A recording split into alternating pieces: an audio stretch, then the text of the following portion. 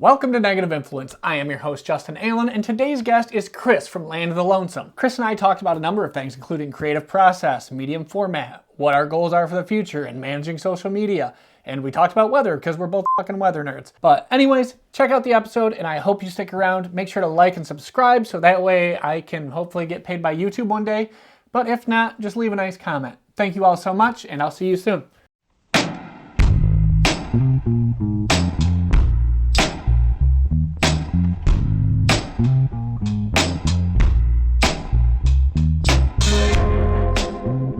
I've been looking forward to this for a minute, ever since we started talking about setting something up. I was like, man, I really like his work. I want to get him on the show. Me too. I thought it'd be cool to do a podcast for a while, so I'm excited. Yeah, are you friends with Keaton? Yeah, we live in the same town. Okay, I've seen you guys like tag each other and mention each other, and I'm like, I think he knows Keaton, so maybe that's the bridge to get in with him. Yeah, I was wondering, is that how you found me? I was wondering, because I watched the episode with him, and I was like, it must be Keaton, because I saw that Keaton did this podcast, and Keaton lives just up the street from me. Really? Yeah, he's my guy. No, I actually think I followed you first on Instagram, and then Keaton started popping up on YouTube for me. And then I saw you guys tag each other. I was like, well, that's weird. They must know each other then. Good old metal fingers, somebody, yep. Like, one person knows everybody else in the film industry. Like, you're only two people away from knowing somebody else. Oh, yeah. It's like that. What's that old thing? Like, you're only so many degrees from Kevin Bacon or whatever. It's like that 6 degrees from Kevin Bacon. For sure. And I'm definitely learning that with, like, some of the bigger creators. You're only one person away from everybody else. Yeah, it's crazy how small it is, because it seems so big. And then you mention something to somebody, and they're like, oh, yeah, well, I'm really good friends with this guy that you look up to, so let's hook that up. Yeah. I'm like, I don't want to talk to that guy. He scares the shit out of me. Yeah, no, I'm definitely right there with you. Yeah. Especially if it's a photographer that shoots, like, large format stuff, that knows the real high detail and in-depth mechanical and technical knowledge of photography. If I get hooked up with one of those people, I'm like, I have no idea what the fuck I'm talking about. It's funny because I don't know if we're already recording, so I don't want to like jump the gun and bring somebody up. But Keaton mentioned him in his podcast with you, and he's a photographer here, Alex Burke, and he is a photographer that because when Keaton first moved to Fort Collins from Wisconsin, he reached out to me. I think he found me on Reddit. Must be through Metal Fingers. You know, he's like pretty active across all the subreddits. And he reached out to me being like, hey, dude, I'm coming to town. This is a little over a year or so ago. And I kind of like just shot him all the photographers that I knew of and like look up to here in town and are friends with. And Alex is one of them. And I bring him up because he shoots very similar to me. So he's like very much out on the prairie shooting like abandoned buildings, windmills. And he's also in the mountains, but he shoots all large format. And he's kind of he doesn't seem to shoot with anybody else. He's like so close. Like he's just up the road from us, but he's so far away at the same time. And he's one of those guys where it's like, I want to shoot with him. And I just got the follow back. Like I've been saying, I've been trying to get him to follow me back. I don't like DM anybody or anything, but I was just always hoping like I'll comment or, you know, whatever. And I'm like, maybe he'll notice. And then he finally did. And I'm like, I reached out to Keaton and I was like, man, maybe I could set up something. But I'm like also intimidated, you know, because it's like this guy knows his shit. Because not only is he a great photographer, but he's like a large format, super technical. He doesn't seem very social, at least in the photography world. So I'm like, what do I just DM him? Like, hey, dude, you know, you want to just first time ever talking to you, bro. You just want to come shoot a YouTube video with me and my buddy, you know, and so I'm hoping that's in the future. I don't know how to go about initiating it, but it's a plan. Hit him up, dude. When I got Jason Comerfeld, I know, I saw that. It was great. Dude, I just messaged him on Instagram. I was like, hey, dude, you want to do a stupid ass podcast? He's like, I'm in. And that was the whole conversation. I was like, well, holy shit. Damn, yeah, I watched that one this morning. I was like, just to get ready. Oh, so I had 2 ideas of just what to expect. So I put that one on in the background. It's just me rambling while I was doing some editing. I kind of figured that from the Keaton one, but I was like, well, you know, who doesn't want to watch a podcast with Jason on it? So right, dude. Everybody watched that. That built my YouTube career, and he's just like, I bet. Have fun. Yeah, you mentioned that in the Keaton podcast where you were like, yeah, like he came on and it jumped your subscriber count by however many. And I looked at the views on that video. I was like, damn, okay. I do have some guys that you may already know of, but are other photographers like Matt. His Instagram's like Santo Marco. He's a big film photographer. My buddy Dave Herring, he runs a YouTube channel as well. He's like a big Leica guy. You might have seen him. I've seen the name. He's got like a pretty good size. I think he's just about at 30,000 subscribers on YouTube, and he's somewhere in the thousand followers on Instagram. And he's, really plugged in with a lot of those like Portrait Poppy. And it's like one of those things where it's like Dave has been a good guy, and he's been like a supporter of mine since like a while now, way before like I had any following on social media. And he's super nice, and I know he would be super down to come on a podcast. Absolutely. So I don't know if there's like a follower count that you like would prefer, because time is valuable. So I'm sure like I totally get it. I know there's a lot of people out there who are like, well, I'm only gonna interview these people if it has some kind of like benefit for me in the end. There's a lot of podcasts that are just, they're trying to build up their own numbers through other people's audiences, which I'm not immune to. Like, I know you have 22,000 or something followers on Instagram, and I know that's going to get me exposure, but at the same time, there's other smaller photographers, like creators and photographers, that I really enjoy their work, and I don't care if those episodes don't necessarily do that well, because there's a whole new audience coming from the bigger creators like yourself, Jason, Birgit. All of those people are going to watch all the other episodes too. Yeah, exactly. So I'm friends with a lot of the other smaller creators that have come on the show before, and they've started calling it the Allen bump. It's like they come on the show and they're like, I got like 300 followers on Instagram. I was like, I barely have 300 followers on Instagram, dude. So I don't know how that works. YouTube, I sometimes like, I don't, that whole world of like what can drive people to follow you is just, I still don't understand. I don't know if I ever will, honestly, but it's like, sometimes it just takes getting in front of the right person, or they watch a episode and they're like, oh, I really vibe with this guy. And because there's so many, like, there's so many good photographers out there that just don't have the following, and it's not anything of their own. It's just the algorithm. The algorithm is a cruel, cruel, cruel world. And yeah, it is, man. It could be real nice, or it could be real just devastatingly mean, and make people feel bad about their work or where they're at, their progress. Like, I totally get it. I mean, my following is like so recent, that like pretty recent. So it's like, I totally get it. Not that long ago, I was like in the same place as being like, like, is it ever going to happen? Is there ever going to come anything going to come of this? Like, try not to let those frustrations squander you creatively. I think that's where a lot of people get caught up, where it's like the numbers get you. The numbers get. I have some friends who I've seen online that are like, a little more vocal about their like disdain or pessimistic, like openly pessimistic about it. And it's like, man, not to go on a tangent, but like, I started the year off with 2,000 followers on Instagram, and I'd had my Instagram account. Damn. Yeah, I'd had my Instagram account for about like 4 years, right? So roughly averaging 500 followers a year growth, just slow and steady, and that's not very fast, right? So you're like, what am I doing? And this year I told myself, like, I want to hit 5,000 followers. That's like my goal.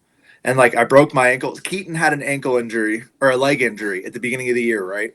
And I seriously hurt my ankle playing basketball. And then our friend Santa Marco, who's also, you might recognize his Instagram once you look him up, Matt, he blew his Achilles out. And we're all like here in Colorado, all three at the same time, just down with leg injuries. And I was like, you know what? I can't do anything. So I'm just going to sit in my house all day. It's kind of winter. This is like April in Colorado. It's so cold and snowy. And I'm like, I'm just going to post every day on Reddit, on Threads, on Blue Sky, on Instagram, and all the subreddits. And I just made it like this thing. And it got me 1,000 followers. And I was like, that's pretty fast. It's crazy. Maybe I can hit this goal. And then I just kind of, I realized like some apps like Blue Sky are like, not worth it. Like, what am I getting out of this? So I stopped.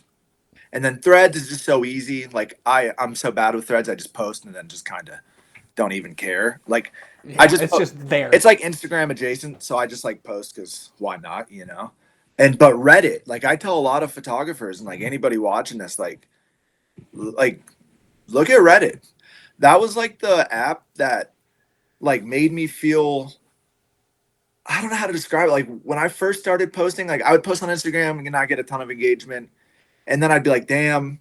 But then I'd post on Reddit, like in our analog, especially in our analog, because one of the things I started doing early to like get followers, and I still think it helps me now, is like I would post like our South Dakota. Because who loves photos of South Dakota more than people from South Dakota? Target the audience. Our Nebraska, our Kansas, our Fort Collins, Colorado, all the state specific places. Those people are going to appreciate their like good photos from their home states or places they grew up or moved away from more than like somebody from California who never been, like they might appreciate a pretty Yeah. photo, but they don't have that like connection. Um, so they might just like it and move on. But like these other people, and I noticed there'd be like an influx of followers from that. And I was like, oh, like Reddit's a valuable tool. So that's my like plug for anybody Dude, that's not a bad idea. anybody just looking at a different way to get your art out there. And then like our analog is a really popular one for film photography. I got eaten alive in there once. It is rough, and our analog, Well, like yeah. they can be brutal. I made the analog circle jerk a couple times. Which was, I thought it was funny. Fortunately, it wasn't for my photos. It was because I inherited some cameras, and I kind of posted them on one of the subreddits, knowing because it was like the classic, like my girlfriend's grandfather left all these cameras, and of course that just immediately went to the circle jerk, and I kind of got made fun of, and I thought it was funny. I was Yeah. like, "Mama, I made it," I'm at the I point did now. it. I'm internet famous. I'm famous now for like all the wrong reasons. Um, but I tell people that because like I went on our analog and I was like sharing my photos, and it helped me with like curation and like thinking about how I wanted to like my stories to maybe my photos to tell a story. And I was getting like really positive responses on there, and people were really supportive. So I was like, that like helped carry me through any times where I was like, why am I not getting a following? Why am I not getting any engagement? Why is the algorithm maybe not being that friendly to me? Um, and I was like, I tell people now, I'm like, hey, just think outside the box a little bit. Go over there. Like, if they might tear you alive because they can be pretty critical on there. Oh, yeah. Um, They don't like podcasts there. no, yeah, I was gonna say the podcast, Leica podcasts, fedoras, fisherman beanies, anything that falls into that trope. The thing is, most of those people like Leicas and fisherman beanies, and they're doing it. They're just playing into the stereotype because they think it's funny. Yeah, And really, exactly. there's somebody crying reading these comments. Yeah, exactly.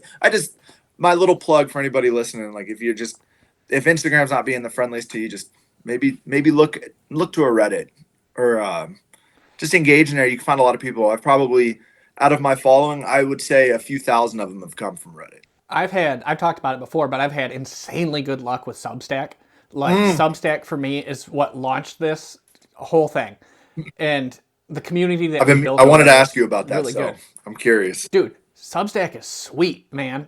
I got called a bigot for the first time, but I got called a digital bigot, Hell, saying I'm against digital photography, and I'm like, I shoot digital professionally, dog. I don't know what the fuck you're talking about. yeah, and so I wrote an entire article about it with that some pictures I took from Arizona, and it's my best performing article. And it's just I treat it as a journal entry where I just write my thoughts and feelings and then include some photos from the trips or whatever I'm doing that day. And it does really well. It's really fun. People give you real, honest feedback. You can create real, genuine relationships other than just heart reacting people stuff back and forth. yeah. Like you'll get messages, you'll get long, well thought out Oh comments, wow. and so it's a really good feedback zone. It's not screaming into the void. Somebody is going to give you an opinion or a feedback on it. So if long form writing is your thing, or writing in general, Substack is great for that. And writing for me is a strong point. I can write fairly well, and people like it. So I've used that to push the photography, drive them to Instagram, drive them to the YouTube. So it's all about chaining my social medias to hopefully lead somewhere else. Yeah, 100% agree. I mean, and it's like good to be diverse across platforms too, right? Like if you have like a strong Substack, and then for whatever reason, like if you have both, and it's like you don't need just one. Like you're not wholly reliant on Instagram's doing really well. Oh no, all of a sudden Instagram isn't. Now you feel like the floor fell out from beneath you and you have nowhere to go. I I like writing, so I really want to put out a book. That has kind of been something on the back burner, I'd say for a couple years. But it's one of those things where like I'm aware of how expensive it is, like it's such an up. I always told myself I was like people because I'll get responses on like Reddit, people being like, "You got to release a book," and I'm like, "Yeah, dude, you're gonna fund it, like this is really expensive, and I don't want to release something that I'm not proud of, and that I don't feel does the places that I like or my art or myself or even the consumer, like the person who will buy it. I don't want to release something that doesn't like do all of those things justice. So I'm like, I don't want to do it. I don't have the money to really self like fund it. So I was like, I need to get a following, and then maybe it get big enough that like, because as lame as it is, it's all about numbers. Like if you don't have the following, like maybe you can't really get a publisher to pay you any attention because they're gonna be like, who's gonna buy this book? Like it's great photos, but where's the market? Um, so I was like, I want to start on Substack, and I've been meaning to like just because I don't really know how much writing I want in the book, but I know I want there to be some amount of it. But I've been looking at Substack because it's like kind of a way of like flushing out ideas, kind of soft launching things to people who are maybe more critical of the writing side of it. And then it's like, because you can add photos and stuff on there, right? Yeah, you can create entire magazines. Yeah, see, and it's like so you can kind of like play with how the photos, some of your photos would maybe match up with words and like how you could balance that out. And just I'm an avid reader, so like I love reading and I like good writing, so I'm like I've been meaning to go on Substack. It's just Dude, you would love Substack. 100%.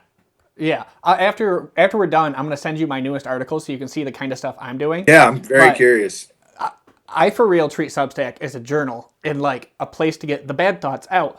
Yeah. And it's fun, man. It's fun having that immediate feedback to your writing and photos. Folks like critical on there in the same way that they can be of like elsewhere. A few people can be, but more often than not, you'll get a message or a comment saying what they appreciated about it, what you could work on better, and then they do the sandwich method where it's like compliment, criticism, compliment. That's the best way. Yeah, and it really helps. It's forced me to concentrate more on improving my style of writing from where I was when I started it. It really makes me. I'm trying to think of a way to say it. It really makes me focus on my photos that I'm including. Like Yeah.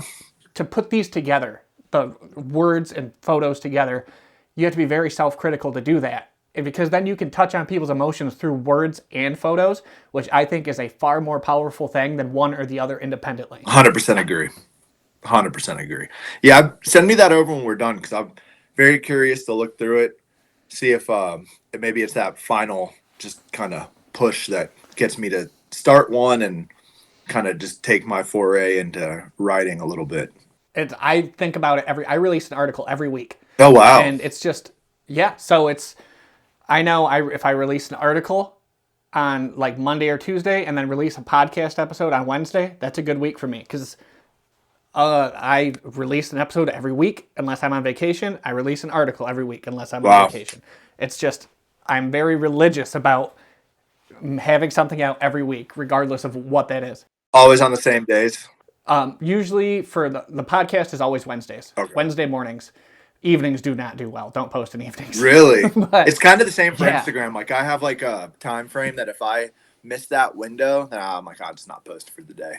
I'm not gonna waste. Like I used to do it a little later, and then I started like looking at the metrics, and it's like, oh, your users are most active between this. So I'm like, all right, I'm gonna post right kind of once they're already on, and then catch them once they're going. And if I post too late and I've done it like even just by a few hours, like such a what would seem like a minuscule amount of time, engagement's much lower, and you're like, oh, I just blew it, I didn't catch that little moment of time. Yeah, that little bit of time. Substack is more forgiving on the algorithm.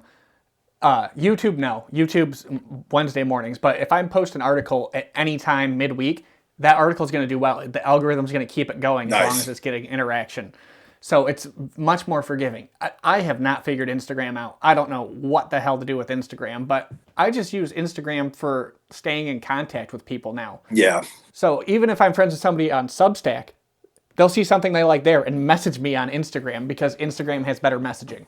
Instagram DMs are great. I'm terrible at checking them It is. most of the time, but I I struggle to the point where sometimes it just feels really overwhelming, and I'll just like not look at my DMs at all.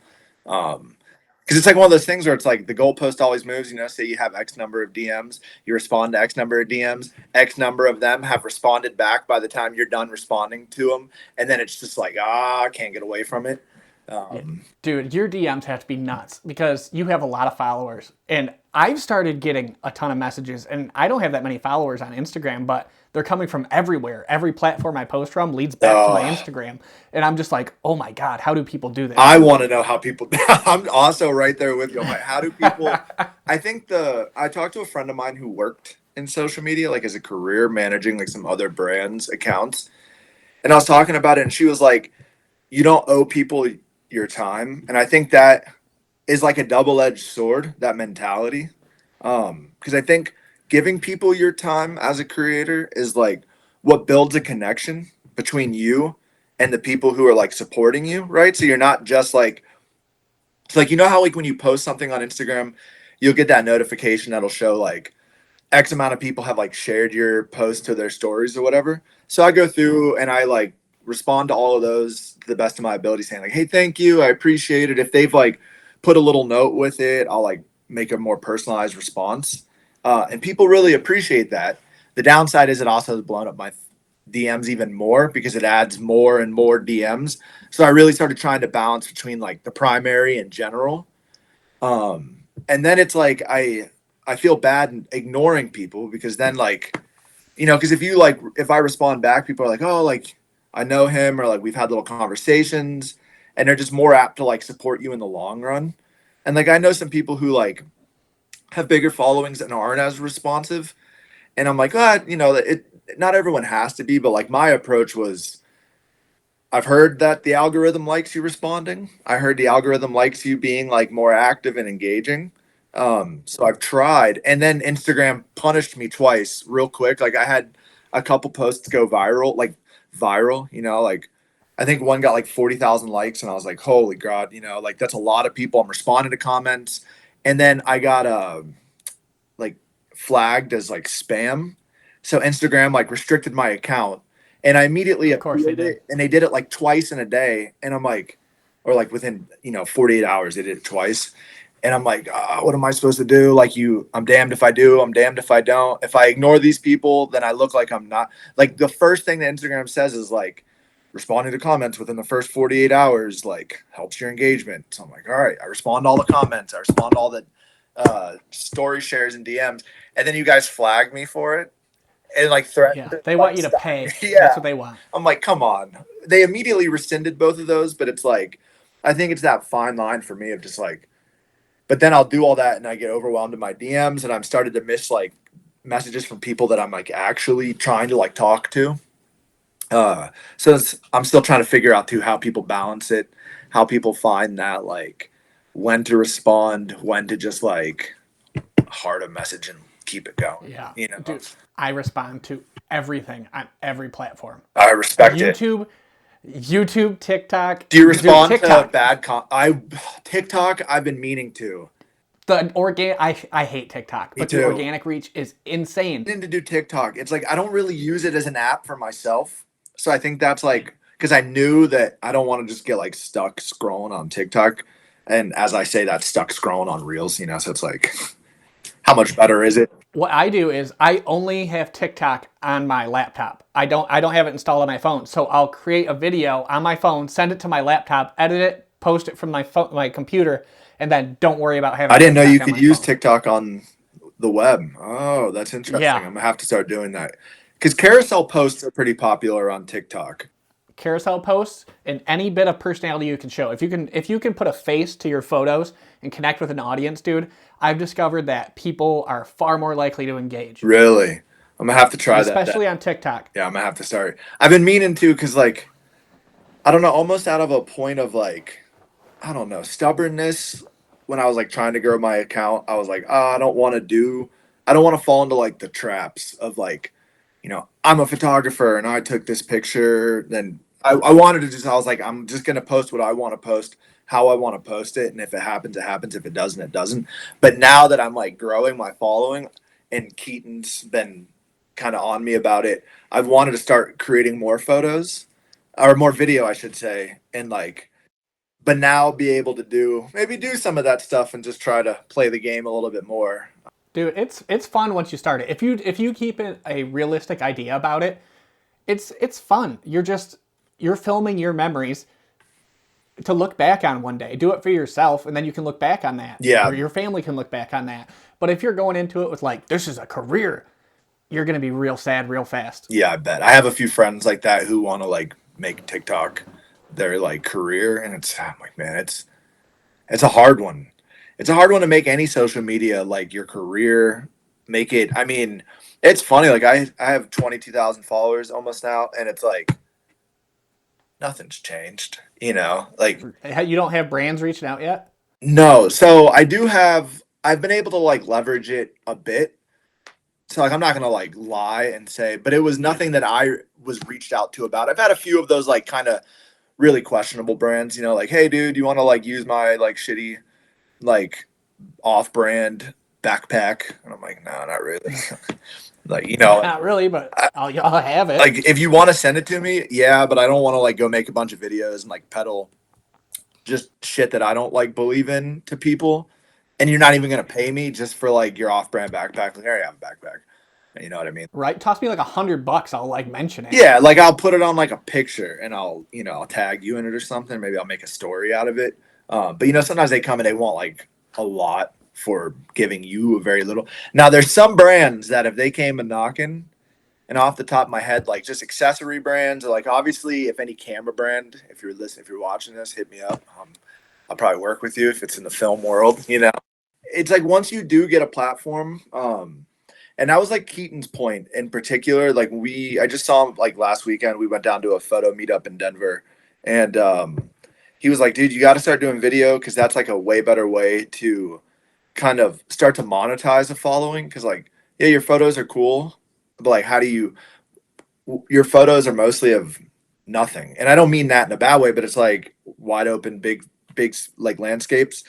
There's no real brands. There's nothing that you can really like monetize that other than maybe working for like tourism boards. But if you start to do video and then you can like talk about product or who you're working with, Yep. that's where I feel like having a following and leaning more into that medium is where you can like, I don't want to say like sell out, but that's where you can start to take it maybe to the next level where you can become a little bit more self-sustainable. Because I'm sure like Jason, I can only imagine like big enough platform, any brand, just about. Well, dude, he had an or a photo show for Leica. Yeah. So like, Jason's doing fine monetarily with the YouTube stuff. Yeah. I'm assuming probably not as well as like we could always be doing better, but I'm sure he's not. He's doing well terrible. enough. Yeah, and No, he's full time.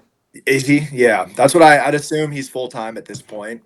And like my buddy Dave, who I'll put you in contact with, he lives in San Francisco, so he's also like in Cali. They have a Leica store in San Francisco. He's very involved with Leica, like very involved. Like he's the Leica guy to me, and he's always doing stuff with Leica. So I'm like, dude, I'm like, man, I feel like there's some brands that are like way more active in the space of working with, I don't want to say influencers, but people with like larger audiences. And like, I'm sure Jason, yeah, working with Leica, I'm sure Leica is more than happy to work because like, who better to like help move incredibly expensive cameras than a photographer or a YouTuber that people like who can then like make videos with it, talk about it. And like you're saying, like there's like a personality to the product. So it's like people are like here for your personality versus Yep. so they like you as a person. Your art's almost like secondary. Or it's like almost like a 50-50 split where it's like 60-40, they really love your art, but they also like you as a person. And that's what keeps people around and gets people to then buy shit based off your work. That's the big thing. There are some people where I don't necessarily like their photos all that much, but they're so cool Yeah. that like to talk to. They're like out there, and I'm like, yeah, I'll share this. Like I will watch your stuff because I like your personality. I know you're your photos could use some work, which all of our photos can use some work, but they're trying to progress. As long as they're trying to progress and they're cool, I respect I'm it. more than willing to be cool with those people. Yeah, I fully respect that. Yeah. Like, this could be controversial to anybody watching, and if he's watching, I love you. But Thomas Heaton, are you aware of him? He's like a big. I've heard the name. He's I like haven't a looked big into British YouTuber in the photo film world. Like big. Okay. He's probably got a couple 100,000 at this point. And I love his videos a lot. Like he does a lot of he's got a van that he travels out of now, and you should look him up. He's really good. Somebody worth reaching out to that could move a needle if you were able to get him on. And he's someone I've like looked up to, I should say, for years now. But oftentimes, like, he's very much one of those guys that like he takes beautiful photos. So it's not even that his photos are technically bad by any means, but he's like goes to a spot, and if everything's not perfect, he like doesn't take a photo. Or he'll like go to a spot and like he only takes like one photo. And it's like way more of like fine art landscape.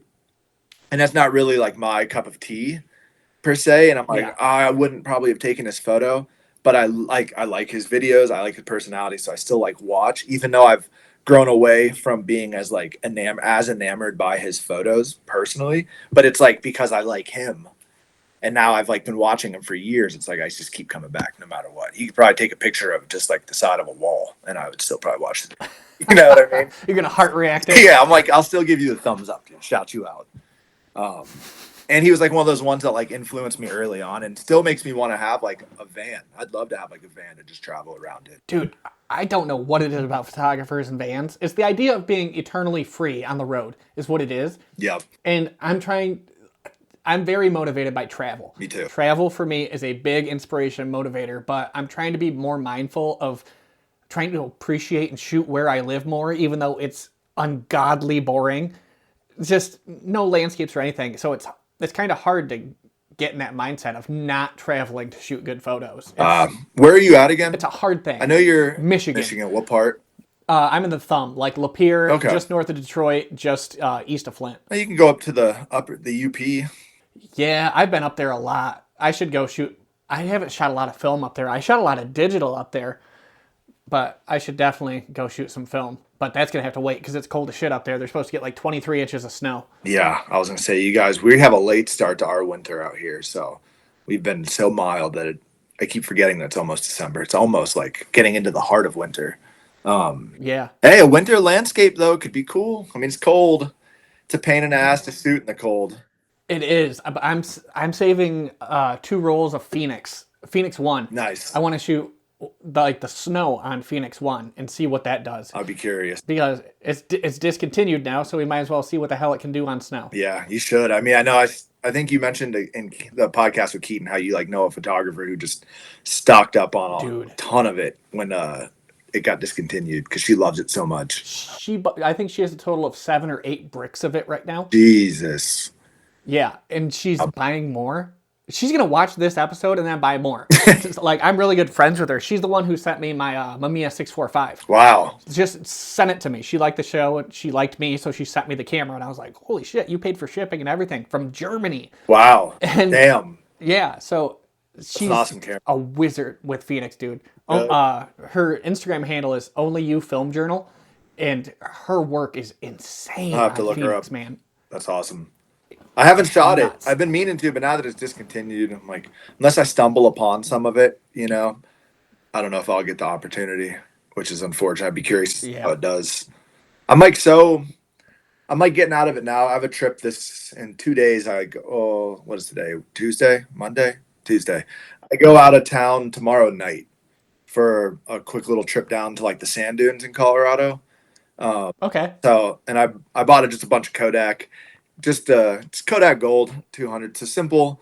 But I was like, I gotta shoot a little something different because I normally just shoot Fuji 400. It's crazy. Like that's like my go-to. I was gonna ask about that. That's my go-to. I swear by it. I'm shooting probably 150 rolls a year right now, and I was like, well, that's a lot of money to be shooting 150 rolls of like Portra or 150 rolls of most film. Even the film that I'm shooting, it's still expensive. But Fuji, it's just like, it's super easy. It's super accessible. So like there's been times where I've been out in like middle of nowhere, but there's like a Walmart close by, and I can Yep, like it's always on the end cap. run in and grab it, you know. And it was like the film that kind of helped me get into it because it's cheap enough that it, you know, if you blow a roll, it hurts, but it doesn't hurt like if you blow a roll of Portra or any of the expensive film stocks. So I shot mostly that, and then this trip, I bought up like I think a couple boxes of Kodak because I want to shoot it. I also want to tag Kodak to see, you know, because I know Kodak likes Yeah, to. dude, Kodak Gold is Yeah, hard to beat, it man. is. I It's a great really film like stock. Kodak Gold. I love shooting it. So like I've shot it. It would be like the other one because I guess contrary to popular belief, I don't always love Portra in my experiences. I don't have anything against it. It's obviously a great film stock, but it's like it's expensive. I don't like it. Yeah, I like Ektar better, dude. yeah. It's I know it's gonna ruffle some feathers, and there's like all the people who just like swear by Portra 400, Portra 800, and Portra 160, and I'm like that's great, and it's good film. And Kodak, if you're listening, I love it. Feel free to reach out, but like personally, personally, I like every time I've shot it, I've just been like, well, you know, I haven't shot it a ton, so maybe I need to like revisit it with like a different frame of mind and maybe have like a open mind to it again. I just have been like, I like Kodak Gold, and I love Fuji 400. I swear by that film. What I don't like about Portra is that I might as well shoot digital. Yeah, Like that's how I feel about it, and it feels. I shot some landscape when I was out in Arizona with Portra, and I was just so underwhelmed by the lack of saturation. It yeah, just I scanned it and put it through Negative Lab Pro. I was like, this ain't that bad. Then I put on the Portra setting, and I was like, this is bad. I yeah. don't like this. I was gonna say all my results back. I'm like, is it the lab, you know, and the way they like scanned it or developed it and then scanned it in that I don't like? But I just for the price point, I've yet to ever be like overwhelmed and like, wow, this is just like game changer, you know. But it's like one of those things where it's like the influencers have like round the price up. It's pretty expensive, and you It's know, insane. it's insane. Like if you're shooting like portraits of people, like yeah, everyone knows portraits like pretty good with skin tones, and Yep. films aren't. But I don't shoot a lot of people in my film. I noticed that. I have a note about that on my note in my notes here. It says many of your subjects are landscapes, roads, desolate buildings, places, and signs, but very few people. Why do you think that is? And is it a conscious decision? Ooh, that's a good question. I think it's like a combination of most of those places that I photograph, there aren't any people, right? So like there's just no one there. You'll see like I love to add people into my photos when the opportunity presents itself. Oftentimes like I don't actually photograph a lot of places where there are just people like naturally interacting on the landscape, and I'm not really one to pose people. Um, so I'd say a lot of times I just don't have the opportunity to photograph people. So like that's a big part of it. It's not inherently anything against having people in my photos. But like I just dropped a set of photos from the sand dunes down in Colorado that I took last spring, and there are a few of those photos that have people in it, but it's more so because those people provide like depth or a sense of scale to the landscape. Because it's like, oh, big landscape, small screen, really hard to convey that. It's like, you know, you take a wide sweeping vista and it's like without anything in there to like tell your mind what you're looking at. You're like, oh, it's like not that big. Or it's like, wow, you know, it's hard to get it. So if I can get a person that's like in there at the right spot naturally, I love to add it. And then sometimes like if I'm with someone and they're like on a hike, or if I see someone that is going to cross through in a way that I could snap that photo and have it seem natural, and they like fit the photo and they like convey, like you'll see I take like I probably got a few of them on my Instagram, but it is very very rare that I photograph people. Yeah, I was looking for it today. Yeah, it is rare. There's not a lot of them. I photographed a rodeo recently. I did see those. That looked That cool. was a blast. Big fan. And Yeah. the guy who, if you want to talk, I can put you into. So, quick backstory and a plug to a friend of mine. That rodeo's in Chugwater, Wyoming, which is like a really small town, most famously known for its like people stop at its sign Chugwater and they like take a picture chugging water. But the mayor of it, of Chugwater, Wyoming, is a friend of mine named Joshua, and he is from Pennsylvania originally, but now he is the mayor of Chugwater, Wyoming, which is just a crazy story in and of itself. Um, Yeah. but he's a huge camera. He's probably like the biggest camera nerd I know, especially when it comes to like, I'd say second biggest besides Dave. I don't know. They're on the same plane of like Leicas and Nikons and like developing his own black and white and hand rolling and just like he eats, sleeps, and breathes photography. But he works and he's the mayor of Chugwater, Wyoming, and he bought a parcel of land and set up his own rodeo. So he had, That's sweet. yeah, so it's like kind of like a cool situation for like someone who doesn't maybe have like connections in the rodeo world. Cause you got to get press passes and it's the who and there's a whole slew of like way bigger, way more established, bigger backed photographers that have all the like Yep. all they're going to be the ones that get into the rodeos better than I am, right? But he invited up a ton of photographers to his rodeo because he's like, of course, like I'm a photographer. It's my rodeo, so you can go anywhere. And that's what those photos were from. And I loved shooting people in that. I was like, oh, this is super cool. Um, Plus, that's a lot of press, dude. He had a marketing he plan. did. I'd say no exaggeration. That rodeo, 15 photographers came out. It was almost like Wow. as much of a photography meetup as it was a rodeo, which Yeah. was cool. I wish we had photography meetups around here, Do you but not? it's just no, dude. It's just a bunch of old guys with Canon digitals circle jerking in their fucking basement at the local whatever club. Yeah. Oh no, for sure. That's how a lot of them are here too. And I, up until recently, like I wasn't really going to any photo meetups. Kind of like a lone. I don't want to say like a lone wolf. That sounds kind of corny, but like I just photograph by myself. I like that freedom. But I'd have people reaching out like, "Hey, I want to take photos," and I'm like, "Ah, dude, I'm busy," or I don't want to, but I still want to like meet you. So I started getting involved with the like meetups, and honestly, it's been super cool to like be involved in the community, to meet people.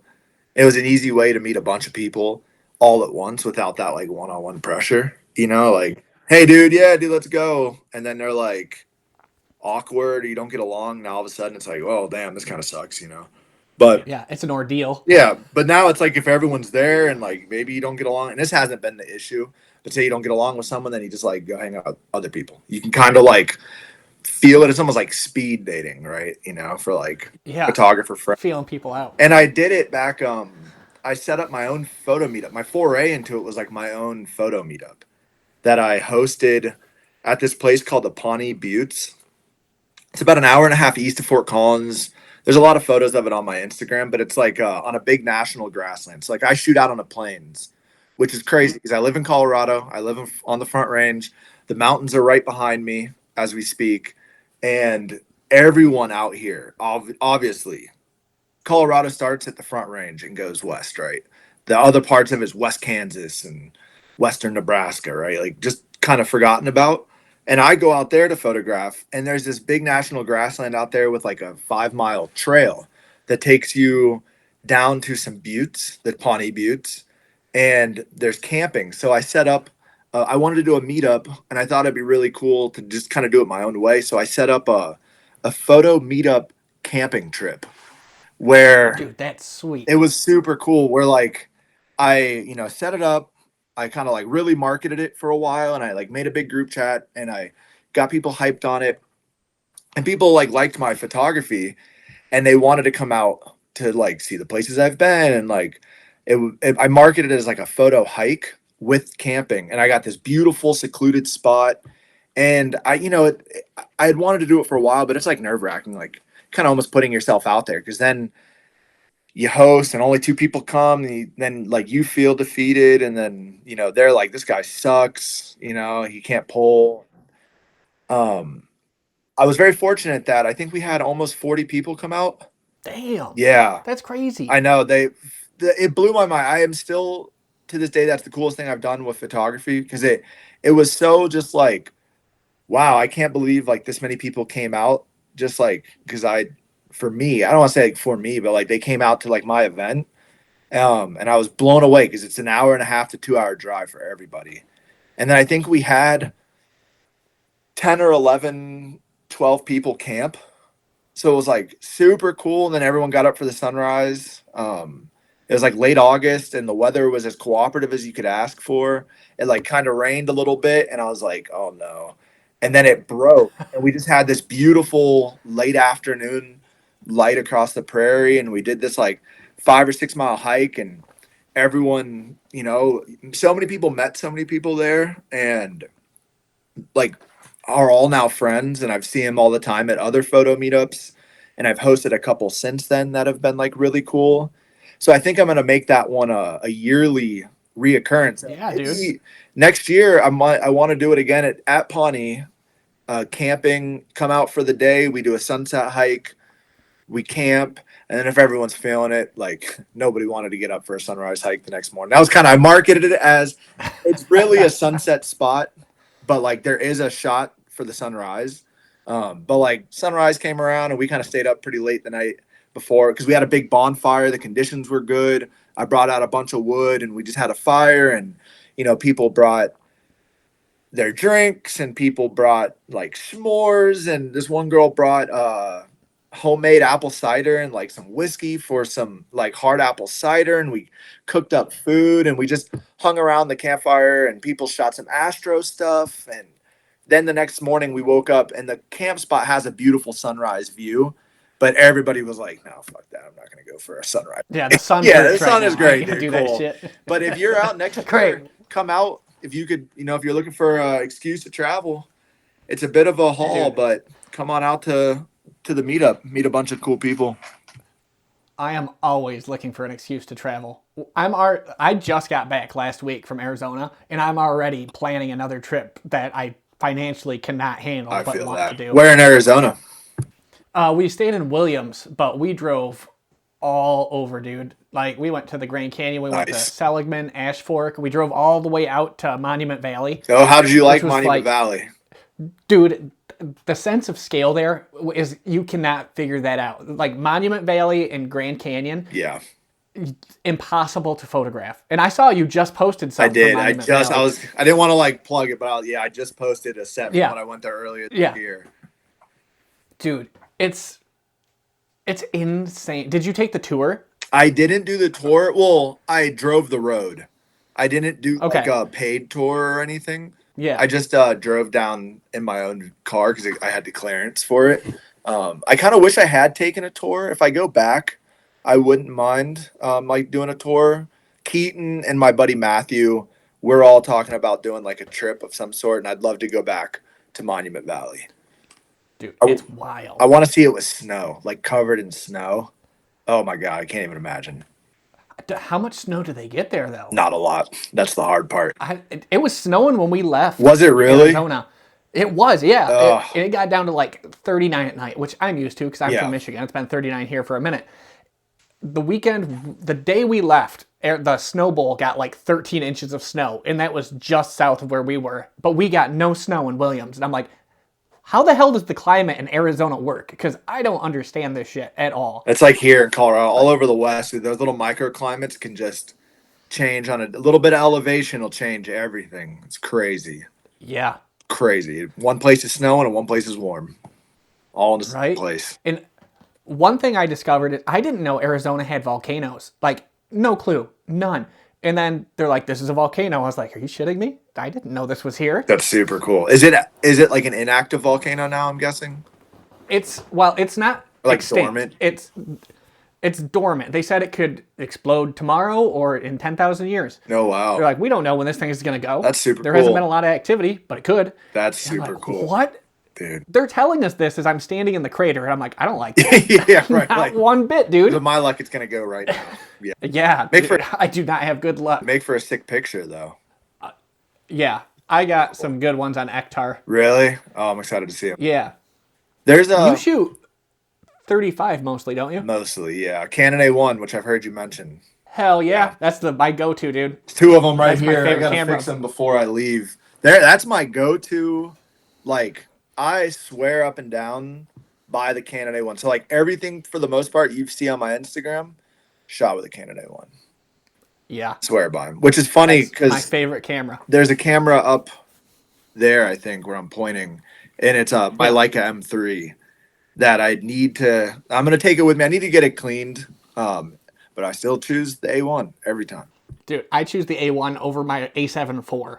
So it's I like, love it. I love the I A1. swear by it. I think it's a phenomenal camera for a very affordable price. That is, Insanely well priced. It's less than the oh AE1. yeah, and it's a better camera.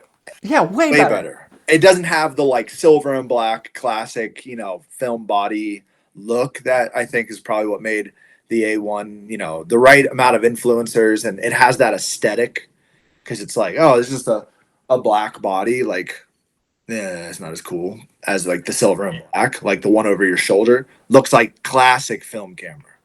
You have that, you look cool. People know, yeah. Yeah, People that's are a sweet like, camera. I'm shooting film, but the A1 is an incredible camera, and I've had I think 3 or 4 of them now.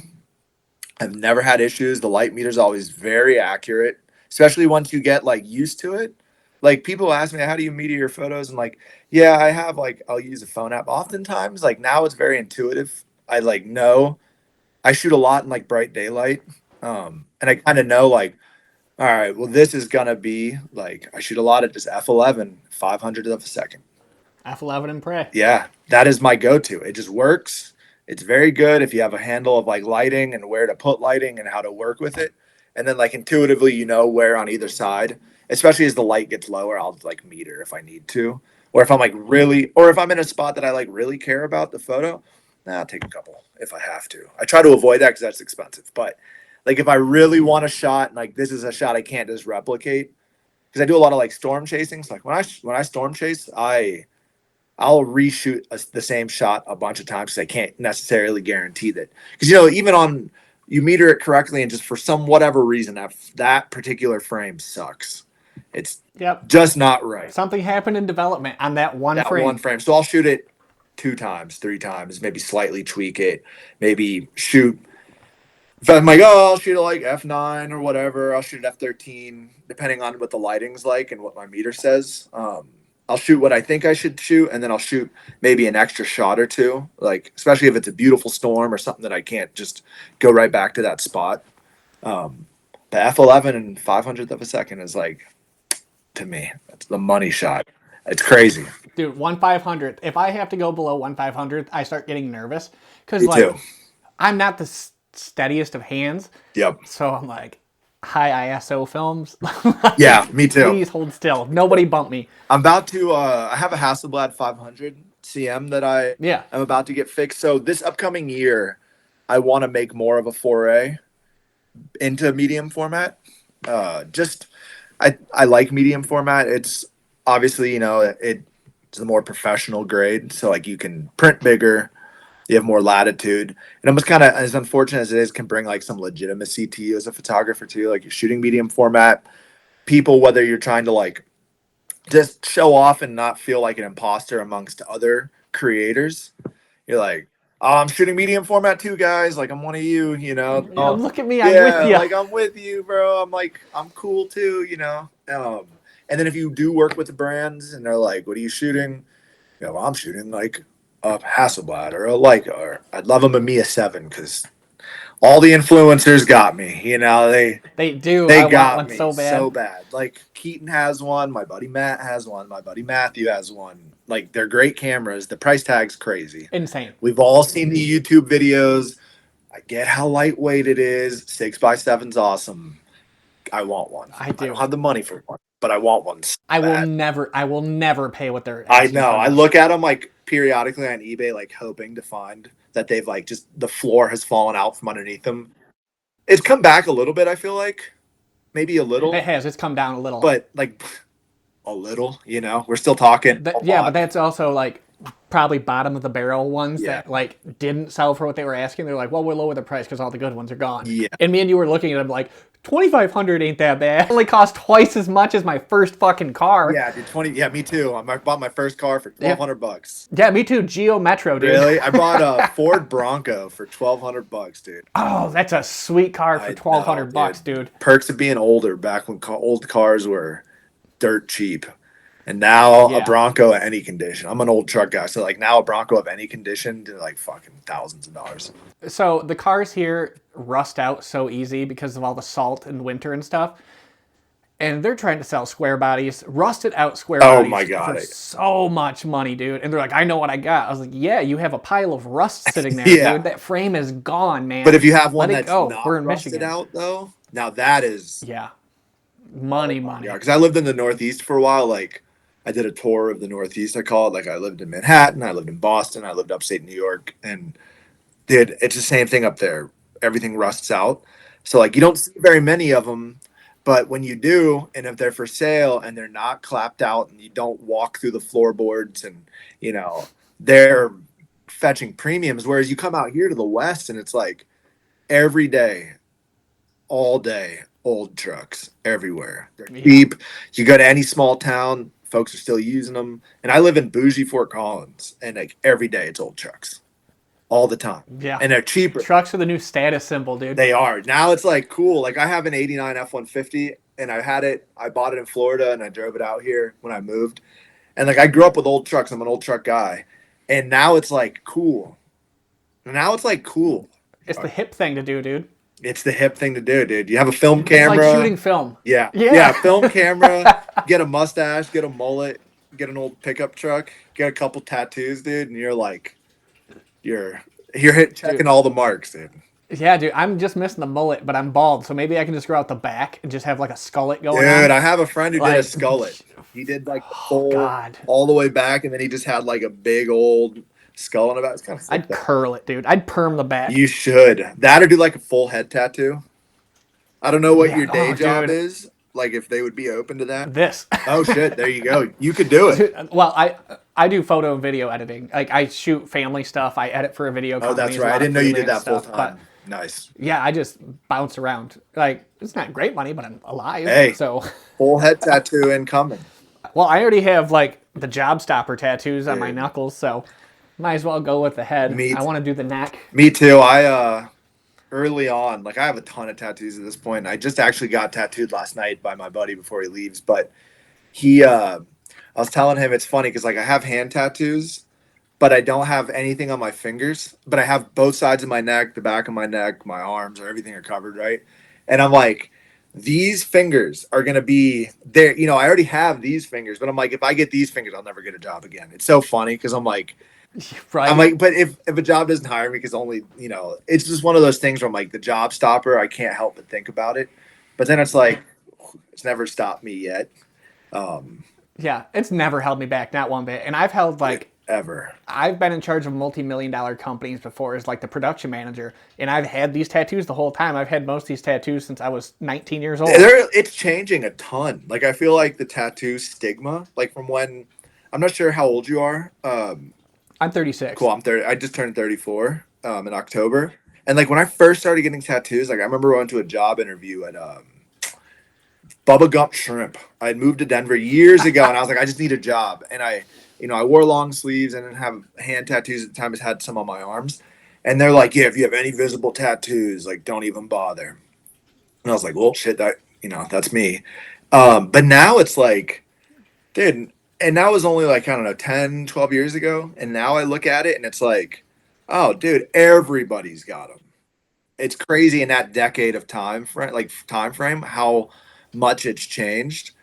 And It has. hopefully you'll be able to chop up enough of this to salvage. Oh yeah, this will be Instead of fine, it dude. popping up. I've had way worse interviews. This is gonna be fine. Okay, This is cool. gonna be one people watch and was like, it's nice to put a face to the name. Cool. Yeah, I'm excited. Honestly, I'm excited. I took a picture when we first started just to put up on my story. I'm not sure what your turnaround time frame is for podcasts, but I'm gonna shout out that it's in the works. I would appreciate it, man, because like you said, growing an audience sucks. It's tough. And the audience I do have is very loyal because the numbers have been great on like the watch time, the audience retention and everything, which is something I have to watch for the YouTube stuff. And it's doing very well. It's a matter of just leveraging other people's audiences and like, because there are a lot of creators out there who don't have a face to go with their product. And sometimes they'll reach out to me and be like, hey, can I come on? Because I feel like it would help my brand if I appear on this show. And I was like, yeah, because you appearing on this show will help my brand. And it's like a mutually beneficial thing. But if it's just somebody coming on to try to hack something on a show that Yeah. has like 700 followers on YouTube, I'm like, dude, they're not going to buy your shit. Yeah. Like, I hate to break your heart, but they ain't going to buy it. No, I was like, this is super cool. And I saw that you did it with Keaton. I was like, I reached out to him. I was like, what was that all about? And he was like, yeah, it was a good time. I was like, okay, I've never done anything like this. So I'm like, it'd be cool to hop on, get my name out there in that sphere. Like you said, put a face in the name and actually like show some personality, show some of who I am, not just like a picture of me, Right. because otherwise it's just Because nobody knows. Yeah. They're just making up fan fiction about you based on your I photos. hope That's all they're doing, dude. And then they'll be like, the guy seems like an asshole. And it's like, I've gotten it so much. People are like, he seems like a real asshole. I'm like, well, I am usually, but not like to people that are being nice. No, yeah, for sure. I have gotten some weird DMs from people who have like probably written fan fiction. I'm hoping that they keep that to themselves. So like, write the fan fiction and don't release it. Because I've had some people like make Instagram accounts like with similar names, or just like some really long like DMs that are like, I don't really know how to respond. It's kind of doing a lot, doing a little too much. Like I appreciate the love, and I'm here for all the support, and I appreciate anybody who's ever shown support for my photography. Well, there's a point though where it's like, all right, we're doing a little. Once you start to reach novel style DMs about how I'm like changing your life, I'm like, all right, let's scale it back a little bit. Have you gotten selfies from men yet? No. Weird, bro. Really? I should go like look a at daily my one. DM. I got one DM recently. I don't get a lot of negative stuff, which I'm very fortunate for. But I had two recently. I had one DM. I just happened to look at my request inbox. Because that's where I'm always expecting it to be unhinged, right? And one guy was like, I hate you and I hate your work. Or no, I hate your work and I hate you personally. And I was like, who are you? Like 5 followers on a private account. And then I had someone yesterday, which is, I just think it's so funny because like I've tried to like really scale back any like political talk on my like Instagram account, but I just have like on my Instagram, it's just like he, him, just because it's like the option on Instagram. I just clicked he, him. And this guy put a comment, beautiful photos, but it's a real shame that you got he, him in your bio. I was like, oh man, here we go. I'm like, this is like my first, just like somebody upset about that comment was amazing. It just made my day. This is the spiral. Yeah, I was this is how I get canceled. He, him. Yeah, I was like, here we go. Just, I engaged a little bit, but then I was like, I'll block the person because I don't want that type of energy. But I have not gotten any selfies yet. Thankfully, now that I say that, weird, bro. I'm gonna go check my Instagram inbox, and it's gonna be the same guy sending me selfies. Yeah, he's gonna see that, and then he's gonna start sending them to me. Yeah, or worse. If that happens, dude, instant block. Oh Lord. If somebody sent me a message that's like, I hate your work and I hate you personally, I'd be like, me too, man. We have a lot in common. Yeah. I probably hate you more than you do. Like, yeah, I hate me better than you. Yeah, dude, I've got years of experience on you here now. Yeah, this is my domain. You stay over there. You hate me from afar. I hate me right here. This is the majors. You're in the minors. Stay the fuck out of my territory. For sure. For sure. We touched on it earlier, but there's like a lot of people who are so worried about putting their work out into the world for the public to see. Like other photographers, they'll be like, I'm so scared to share this because I'm afraid of what people will say. And with an audience as big as you have, do you still have that fear where you're like, what if they just abandon me with this photo? Or are you just like, I'm shooting for me now. Fuck them. I've always shot for me. Always. That was kind of what I mentioned earlier where I was like, I didn't want to follow any fads. And it's funny, I made a post.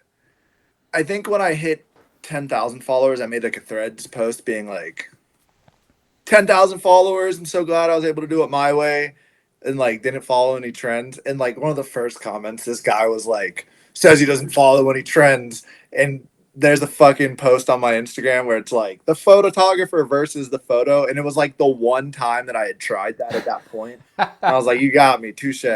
But like I have tried to always just create content that, I hate to say that, create photos, not content. Take photos that resonate with me first and foremost.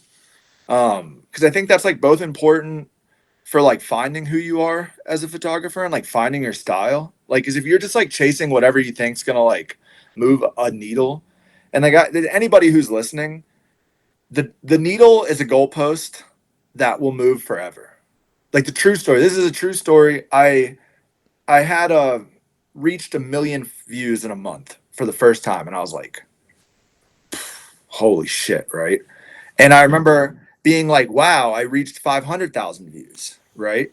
So then I hit 1 million, and then it goes up, and then I had a period where it fell below 1 million, and I was like, for a split second, I was like, I've fallen from grace, like it's over. And then only a few days after that, I gained like 7,000 followers in a week. So like it was like if you had then tried to like just change. I only bring that up because it's like I remember thinking if I hit this number, wow.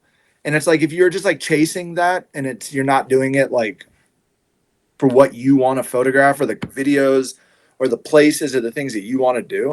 I just think like in the long term, you're setting yourself up to be disappointed at your own work because like you're not creating for you and you're not creating for like what like at the end of the day makes you feel fulfilled and like what like best represents your like artistic expression or like what you're trying to convey through your art.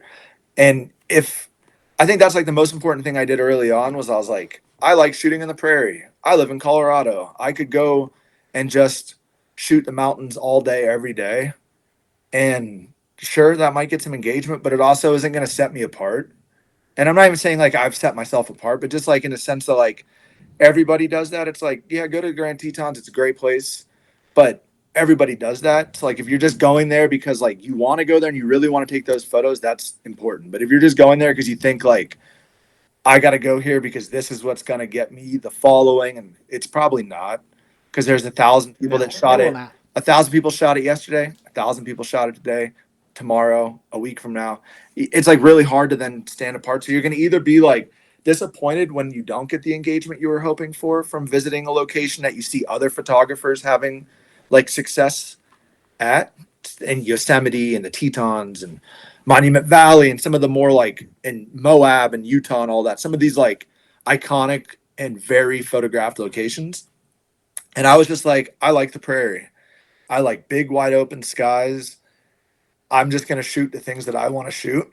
And at the end of the day, I'm creating things that I like to create. And like anything that follows behind that will is what it is. Like if people have found to like it, but if they hadn't, I'd still shoot what I wanted to shoot. Cause like at the end of the day, like if you hit a stretch of burnout and you're only shooting stuff that you like think you have to shoot because you're chasing like an arbitrary number, you're gonna like that burnout might burn you out. And like fully put the flame out, fully kill the like creative passion, your drive. If you're not thinking outside of the box, like you might just hit points where you're like, I don't know where else to go photograph because I only think of photographing the other places that I've seen. And for me personally, like I just really like these wide open places, and I think they like lended themselves to how I see with my camera. So I just shot what I wanted to shoot. I still shoot what I wanted to shoot. That doesn't really change. I sometimes like maybe around like reels, I would be like if I put up a like I'm Chris and I'm a photographer and this is photos I took, you know, some of those trends. I don't think I would lose followers. I just was maybe a little more worried that I would like look like I was like selling out just to try to chase a number. Like I wasn't being authentic. And like for me, I just have always wanted to create like photos that were authentically me and the things that I like. And fortunately for me, like when it comes to shooting for me, it like led me to places that not a lot of other people photograph. Like you know, this year and last year, I've photographed every prairie state from border to border, Canada to Mexico, and Holy shit. yeah, both years I've made it a you know, it's in a grind. Like it's definitely like a huge sacrifice, both like socially, monetarily, on my vehicles, at times on your mental health. But I was like, I just want to shoot into places that make me feel something. Because if I don't feel something, it's hard for me to convey that place correctly through a photo. So I don't really worry about it, dude. To be that long-winded answer to say, I just want to shoot Western Nebraska, and nobody else would probably say that's a crazy idea. But I love Western Nebraska, I love Western South Dakota. I love like Eastern Colorado. And I want to photograph those places for myself. And because that's where I like to spend my time. I love the solitude. I love getting out to where other people aren't. I love when I take a photo that I know that I was the only person to take that photo today. And I may have been the only person to ever take that photo. In some places, I'm like, I'm probably one of the only people, if not the only person, to have ever taken that photo. Um, at least from like an artistic perspective, like locals might have taken photos on their phones because they were out there. The sky was Yeah. really pretty, so they just snapped a quick picture, but it's not like with the same intention. So no, I'm not too worried about like if I share something. All right, well I take that back a little bit. I went to the Northeast. I shot some fall foliage, and it didn't do well when I posted it. And I was like, damn, okay, I'm like in a little bit of a box. Maybe if I Yeah. truly do shoot what I want to shoot, just me, the people who are following me for this aren't gonna love that. Um, so I've maybe been hesitant to post this. So like 95%, no, I don't worry, and 5%, yeah, I always worry a little bit. Just because you want to keep the engagement up, you got to keep the algorithm happy. But from an artistic perspective, even when I'm shooting in other places, I still try to want to shoot just what I want to shoot. Right. You're not. It's. I have a name for this, and I call it shooting the places in between, Yes. where it's. I will pick a destination, whether it be Williams, Arizona, Monument Valley, or the UP, and yeah, there'll be a pretty destination at the end where I can get that. Oh, here's your landscape shot, but it's the places in between that I'm Yes. shooting, 100%. and that's what. And those photos, the places in between, are what give me way more traction because it's 100%. something like you said. A lot of people haven't really seen that. Everybody's seen Lake of the Clouds in the Yep. UP. Nobody's seen the rundown shack 6 miles to the south on some back like 2-track road. Yep. Nobody's seen that, and 100%. they think that's really cool. 100%. I agree with you a lot. Like, I think, and this is for like any photographer who's maybe like struggling with like finding their own identity or like what they're maybe trying to do. Like, stop thinking about like the destination. Like, yeah, the Yes. Grand Tetons are super cool. Like, they're beautiful. They're gonna get you good photos if you nail the lighting. They can get you bad photos. And like every photographer you see that shoots at the Tetons with great photos, those big names go there a lot. Like I think Keaton touched on that, where like, yeah, they might frequently like go there multiple times a year. So like you're just seeing the best of when they went. But like there's a lot of Wyoming that Yes. exists between where I live and the Tetons. So I mostly when I do photo trips, like I think this summer I try to go on a trip every weekend. I work 4 10s, so I get off at 5 o'clock on a Thursday, and I would like drive to Montana or like the Dakotas or something that night, and I'd shoot all day, sun up to sunrise, or sun up to sunset, all day Friday, all day Saturday, and I'd shoot all pretty much all day on the way coming home on Sunday, and then I would just repeat work, and then Thursday would come around, and I'd go somewhere else, and Dude, that's such a it's grind, a man. grind. And it's like I tell people, I'm like, because I did a set of questions recently, like, hey, ask me something, I wanted to try that out, and someone's like, how do you have the time or like the money? And I'm like, well, you can make the time. I i work full time, I don't make any money off photography. I just, whether it's right or wrong, it's different for anybody, like what they want in life. But like I wanted to go out and take cool pictures in cool places, so like that meant like a lot of my summer weekends I could have been hanging out with friends, or I had to forego that and I would go to Montana, or I'd go to the Dakotas or New Mexico or Eastern Colorado. And then I would set a location and like, I want to go to the Badlands of South Dakota, but I'm mostly also photographing on the way. It's for me, it's everything between where I start and where I end. The destination is just an area for me. Like, I got to get to that area. And then from that area, I branch out and I'll like camp, and then I'll just go out in a multi-hour circle around there.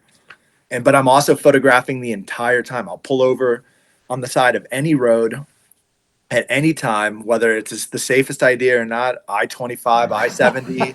I don't care if there's a photo worth taking. Like, I'll stop, and that's why I don't necessarily like to photograph with other people on these trips, because it's like I might stop 5 times in a mile because like I want that photo of a sign, or I want that photo or this photo. and where they're maybe more thinking like I'm just trying to get to point B because that's where the photo is. I look at the point in between, and I'd encourage any photographer that is like looking to find their image to maybe just think outside the box, and that can be in how you shoot something, and that can be where you shoot something, and that can be like when you're driving, dude, and you see a pretty landscape, stop and take that picture because that's what I do. I piss my kids off, Oh, I bet. dude. I, Like locking up the brakes on oh, like some back, like real backwoods desert road in oh Arizona. yeah, Just locking up the brakes, dude, and 100%. like That's swerving me. off. My daughter's cell phone will like come flying by my Yeah. head as I'm driving, and I'm like, "Oh, hang on to that." Oh She's like, "I yeah. was." That's me 100%. I just if I see it, I gotta stop, and I will stop because you might not ever get back there again. I travel a lot, but I still might not get back there because those conditions aren't rare to replicate good conditions. So it's like I always tell people like take the Yeah, photo because you can always take it again, but you can't like necessarily go back to that moment. You might get lucky and get similar right. clouds or similar light or a person doing something similar, but like and even I shoot a lot of abandoned buildings, and I've been creating this map all across the plains of all these points so I kind of know where to go back to. But there's been places I've photographed, I've come back a couple weeks later, and they just reached the end of their life, and now they're just ruins on the ground. So it's like Yeah, they're just laying I'll there. never take that picture again because that building's gone forever. So it's like stop and take that picture. And if you see think outside of it, think about the places in between. That is I really like that. Be a good title of like a book. I thought about that as I was photographing. I was like, "These are the places in between." They're the best places too. They are, man. Like we stopped by that painted desert project in Arizona Mm-hmm. on the way out to Monument Valley, which is just a place for people to do graffiti by some kind of antenna. But it was a really cool place to stop. I thought I was going to get stabbed, but it was sweet, and it's something Yeah. that we don't. It's something we don't have where I live. So I like photographing those places that might be boring to some other Yes. people because out in Michigan, we don't have those abandoned buildings here and stuff. They knocked all that shit down and put in solar farms. That Yeah. doesn't exist anymore. So anytime I see one, I'm like, oh my God, we have to stop immediately. Yeah. They're super. I love the abandoned building stuff. That's like my favorite thing to photograph. I love them.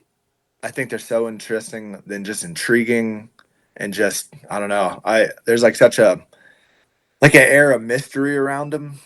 Like Yeah, your imagination takes over and you're like, what happened here yeah, exactly? Why did this go downhill? what And the answer is always I 40, like bypass the towns. That's yeah. always what the answer is. Something happened that killed the economy in that area.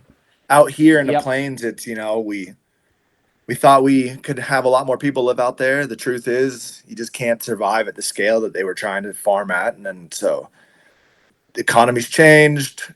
Farms went under, other farms bought them, and now those like buildings just lay out in the middle of nowhere. Is that part of the Dust Bowl back in like the 30s? Yeah. It was the So 30s, the right? Dust Bowl was in the 30s. Like the epicenter of the Dust Bowl was like southeastern Colorado, southwestern Kansas, northeastern New Mexico, and northwestern like the Texas Panhandle. That's like the Yeah. true heart of it right there. And that place is loaded with abandoned buildings, just loaded, loaded, loaded, loaded. But the Dust Bowl affected all of the prairie and the plain states, and they all kind of suffered the same homesteading act. Here's 160 or 320 acres. Make a go at it. If you stay on it for 5 years and improve it, it's yours. And then they realize like that just isn't sustainable. Maybe a new train came through, or a train line was like discontinued. So then the town died and nobody wants to live out there. There's no water, there's no economy. And so all these towns are dying, and they're like in our lifetimes, like I suspect that a lot of these like small prairie towns will like be ghost towns. Oh yeah, gone, dude. There's no way. It just can't sustain it. It's East Coast, West Coast, and like a couple metropolitan areas in between.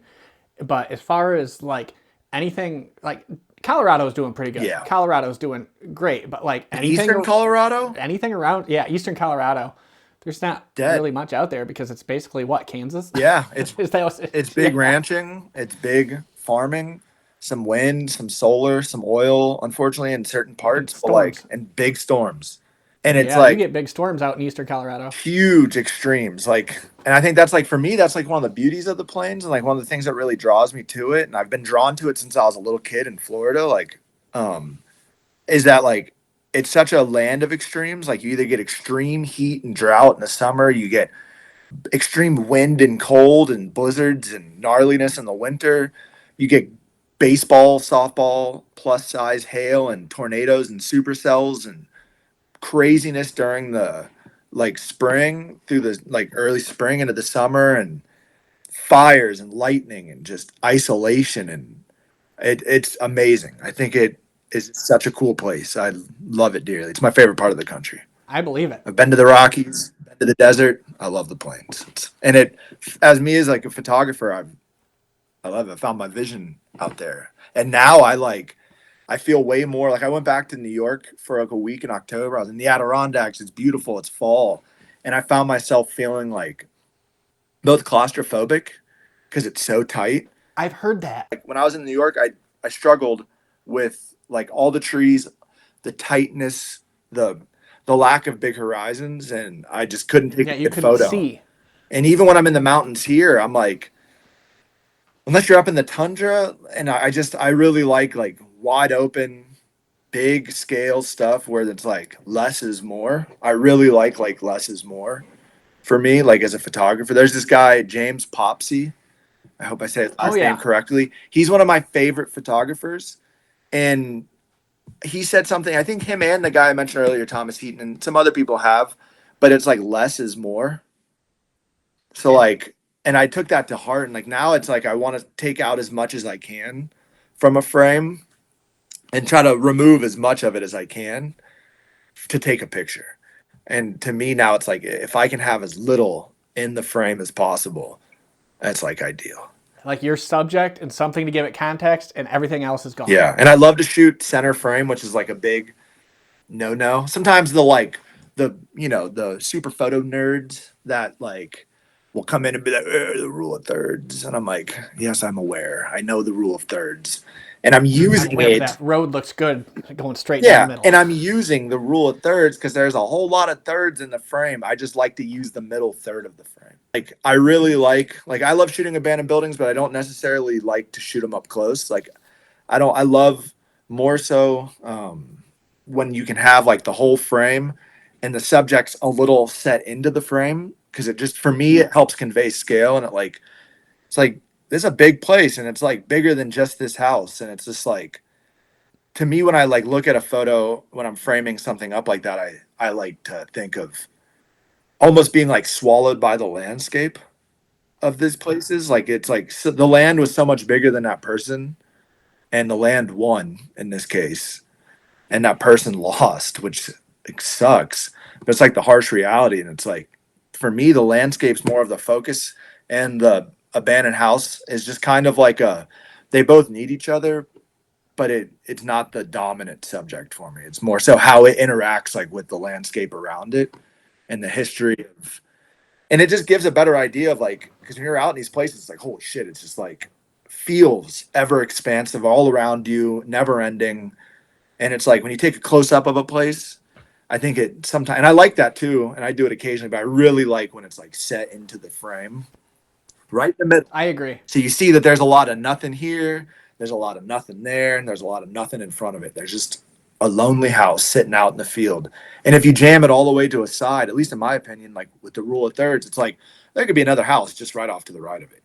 And you're just And excluding. oftentimes there And is. oftentimes there actually really is a lot of times these abandoned houses sit they just built a house next to it. That was their grandfather's house, and they just built another house. Where that was their grandfather's original homestead. Now their homestead just sits right here. So I love to show when you can that these are just islands in the middle of a sea of nothing, and I adore that as a photographer. Like get the fences out, get the everything I'm out. so jealous of the shit you shoot. Yeah, hey, come out to Colorado, man. Like I said, I've been working on a. I'll have to send it over to you. For years now because I work in wildlife and I do a lot of traveling for work as well. Oh, that's So I've sweet. been able to like come across a lot of abandoned places working. Most of it is through my own just like time, just thousands of miles and honestly at this point thousands of hours just spent cruising roads hoping that there's something cool. Because part of it's the journey. If I don't find something, I spent the day out there looking for something, Yep. right? And when you find it, it's like, holy shit, I hit the jackpot. And I spent a lot of time on Google Maps and Google Earth, a lot, Dude, like a streets. lot. Streets, Streets. Earth. When there's I have streets, crossed this country multiple times with oh, Street View, dude. when there's Street View, I'm like, this is amazing because it saves out some of that guesswork, and you can kind of ground truth what you see. Because like I've gotten to the point now where I can like pick up abandoned homesteads really well from satellite. Like they just the way a set of a house and abandoned buildings looks on a satellite is different than if it's even like kind of run down but still being used. But when you can get Street View and it's in Montana and you don't have to drive 1,500 miles to go see for yourself or see that it actually sucks because it's not aesthetic, and it's like, oh, thank God, I love it. Um, but I just, yeah, dude, come out here, man. Come out to the meetup and spend a little extra time. We can go out and do some shooting. Fuck yeah, dude. And I travel with way too much film, dude. Like, Ugh. so much film. I took like 30 something rolls to Arizona. Oof. Did you And shoot them all? I did not shoot them all. I No. shot about half. Hell yeah. That's still a good clip, And though. we were there a week. Yeah. Oh, So I've gotten to the point where, like, it's definitely not always the most sustainable, but I'm like, I go on these trips and I shoot a ton because, like, I'm gonna invest in all the time and the money, and like these aren't places that I live. Like I may live close, but it's still close to me is like an 8 hour drive. That's still far. you drive like a Midwesterner. Like 8 hours, that's I'm nothing. built for it. Yeah, like I always joke, and I'm like I am built for the big drives because like I'll hop in my car, I'll drive 8 hours, I'll get up, and then I just drive all day. Like that's my like methodology is I drive, and it's nothing for me to pull off like 3,000-4,000 miles in a weekend, just grinding, just driving on the grind all the time. Just, and it's like people are like, oh, where do you go on vacation? I'm like, oh, I just drove 3,000 miles across like Nebraska and Wyoming and the Dakotas. That is your vacation. It's just you in your car with your thoughts. It's awesome. Yeah. It's like therapy. It'll be like, dude, I did. Yeah, dude. Let me think. Last year, I drove from where I live out to the eastern border of Iowa through Nice. Illinois, and then I drove back, and it was in 24 hours. Hell yeah. So I drove all the way to Iowa and back in 24 hours, but we were chasing a storm. I was gonna bring that up. Yeah, like I'm curious about that. Yeah, I love the long drives. Though there's something about them. They're like therapeutic. My girlfriend and I will go like for long drives, and she's like always a sidekick for a lot of my trips, which is nice because she's like got the patience, but also is just like likes to see these cool places too. Yeah. But then like when I storm chase, I try to do it a lot by myself or have a few friends because like you will do something like that. You'll drive to Eastern Iowa in a day. Yep. And then turn around. Somebody needs to read back. Radar, dude. Yeah, that too. Radar Omega pulled up and shit. Is this the storm chasing story that you were telling Jason about? Yeah. Yeah? Yeah. Have you That's gone the back trip we since? took.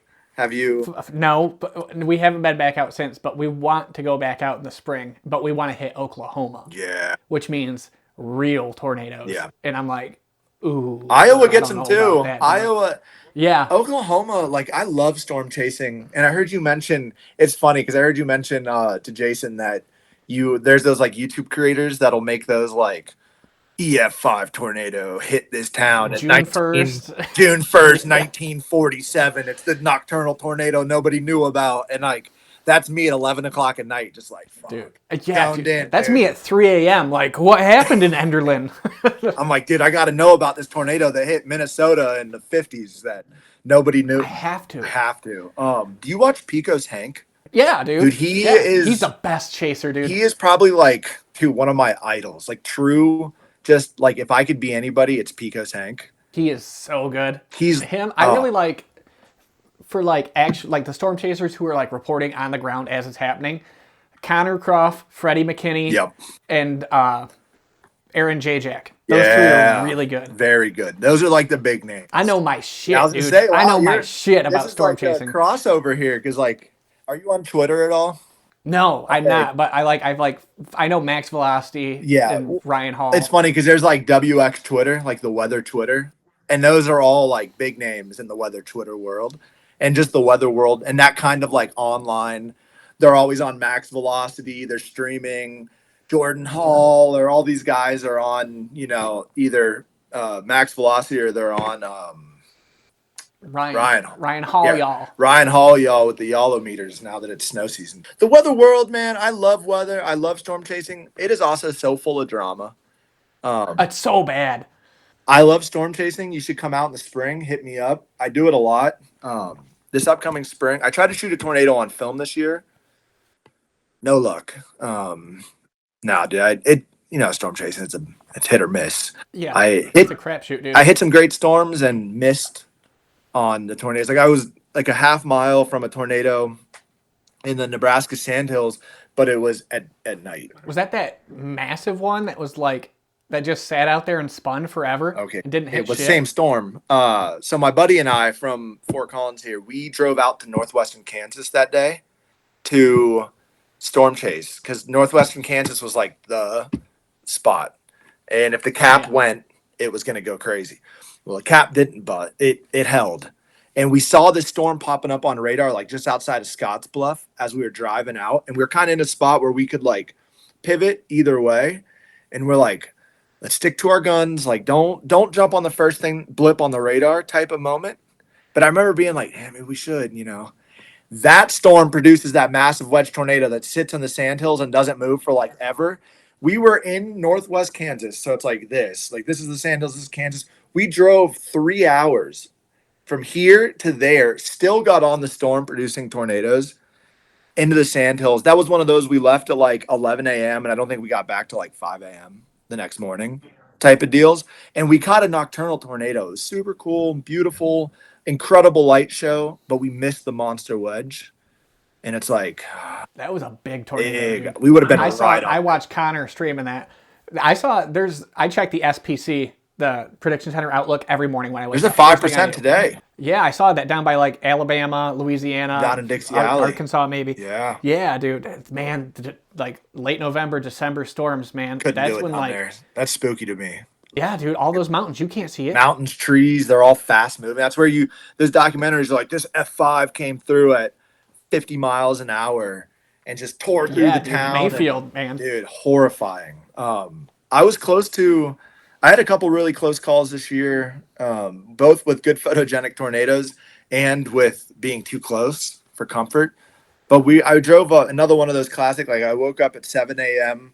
There was like a high risk for southeastern Colorado, kind of into that Oklahoma panhandle. And I drove down there and I hopped on like a supercell in the far southeast corner. And it was beautiful. It goes into Oklahoma and I run out of cell service. And normally I'm like pretty good about downloading offline maps ahead of time, but I was kind of like on a rush. I was like, well, I know this area. And then it left an area that I didn't know as well. And I'm in the Oklahoma panhandle with no service. I'm probably chasing this massive supercell for like an hour and a half with no service, no map, no radar, updated radar scans, other than I know it's tornadic. I'm like using just my visual cues now, which is like not the best. And I'm like, I hit this little town and it's like no service. And I'm like, and there's people everywhere. And I'm like, all right, some cars are going this way. Some cars are going this way. And I went to the right and all of a sudden it's like, I was kind of right in the hook of it, like right outside of the notch as the storm's kind of moving. And I'm like, holy shit, this is rough. And I make this turn and all of a sudden, like someone honks at me. And I'm like, all of a sudden it's like this rain curtain. It's like rapidly rotating around me. And I'm like, oh man, I got no service. So I just like, we gotta go. So I like punched through it and I hit this dirt road and I passed by a group of chasers that are stuck because it's really pretty. There's like a beautiful teal hail core. I'm like racing down the dirt road at like 60, 70 miles an hour. Cause like now the road's shooting east, but I need to get south cause like the storm's sliding and like it has softball size hail at this point. And it's like I'm running parallel as it's like closing in on me. And it's like I can't cut to the east because if a road dead ends, I'm on section dirt roads, like any one of these could turn to nothing. And I'm like, if I turn this way, I'm like right in the path of where this rain wrapped tornado is. But if I don't, I'm going to get softball size hail. It's going to total my car. And I'm like, so I'm doing 70. And I like come to this corner. I pass by these chasers who are just enamored by the beautifulness of this hail core. And I find out later. So I finally I see the hail like starting to hit the ground. Like it is like, I'm having one of those moments where it's like, I fucked up, right? Like I played a little too close. I stopped for a little too many photos. I played a little too close and I'm going to get burned. I hit pavement. I shoot south. So I reposition safely, eventually get service. I hear later that that little core group of chasers that I passed on this corner, they didn't, and they got caught. A few of them went off the road because they got caught in the rain, and all of their cars, just windshields blown out, rear windows blown out, cars just dented to hell because it was putting out softball size hail. Yeah, gigantic, And dude. dude, I go through this town, Texhoma, on the border of the Texas Oklahoma Panhandle. And the sirens are just going, and it's super eerie. And I finally am just like, I can't chase this thing super far into Texas. I still got to go home. You know, it's like 7 o'clock at night. And I'm like, all right, so I call it off. It keeps doing its thing. And I like go back up. I take some photos. I go into Boise City. And I'm like, that's a pretty gnarly looking storm that's like in between me and home.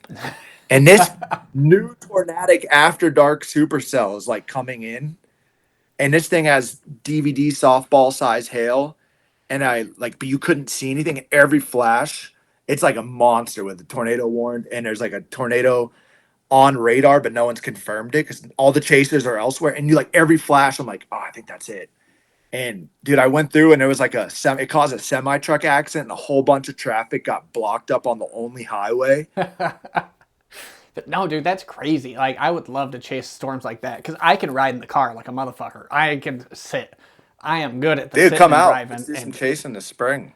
dude, we should. This year, I'm hoping to shoot like a really photogenic tornado. You gotta find one of those nice rope tornadoes that happen like out in Kansas that wrap down. Oh, there were a couple I missed this year that were like well within like 4 hours. That's like well within my range for a storm. And I just like had work, and I like wasn't being naughty, so I didn't call off or like try to get out of work or anything. And I just was like, oh, it's not going to be that great. And then it produces like tornado of the year. It's like, yeah, it dropped 3 wedges. Those guys like Freddie, all those dudes, they are like so dedicated. It's like, of course, they're just on everything all day, every day, all year. They're making so much money, dude. Dude, I can't Imagine. Like, let's say Freddie McKinney and Connor are both chasing. I'll pull up both their streams, but they also have like 12,000, 30,000 other people watching. The watch hours on that for YouTube have to pay an insane amount. I messed up Freddie's stream earlier this year because we were on that same storm I was just talking about, and there's a clip where a bus pulls in front of him, and I was like, that was me because I had told the bus, I was like, you gotta turn around. Like this bus, like with tourists on it, was like just barreling into this thing. I like flagged the guy down and was like, dude, just go the other way. Yeah, don't do this. And then he turned around and pulled right in front of Freddie. And then you can see me on the stream like afterward. It's so funny. I was like, damn, my bad, guy. I didn't mean to. I'm just trying to save this bus driver from the scariest moment of his life as he's about to like barrel headfirst into a giant supercell that he has no. I see people just. I'm like, do y'all not have eyes? Yeah, they don't care. Are we not seeing the same thing, dude? Like this isn't like a sun shower. This is S tier storms. These are like the big dogs, dude. These are the ones that like big ones make they give you the money shot and they will destroy things that are in its way. And there's just cars just right into it, dude. Like a little Toyota Prius. Yeah, it's 90 miles per hour. Like, dude, you're about to have a moment. You're about to have a record. You're gonna go airborne, dude. Yeah, dude. Like you're gonna go in there and it's gonna get so loud and deafening that you're gonna destroy your car. It's a Toyota Prius. Like they hit a pop can, they're gonna fucking die. So like, imagine an F2. Yeah, dude, a tornado. You got pop cans whipping out of the sky straight into your. Yeah, dude, it's crazy. That's my goal for next year. Yeah, come out. Let's do some storm chasing. But yeah, I'll have to come out. I need to make more money from the podcast, and then I can come out.